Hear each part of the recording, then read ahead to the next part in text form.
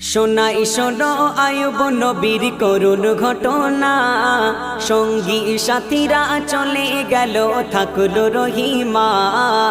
শোনাই শোনো আয়ুব নবীর করুণ ঘটনা, সঙ্গী সাথীরা চলে গেল থাকলো রহিমা। কুষ্ঠ রোগে আয়ুব নবীর পচিল দেহ, গ্রামবাসীরা সেখান হতে তাড়িয়ে দিল।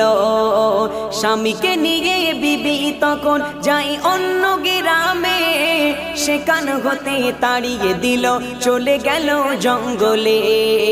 কত কষ্টে তারা দিন কাটালো দুজন নিরালাই, তবুও তারা খোদারে হুকুম কবু ছাড়ে নাই।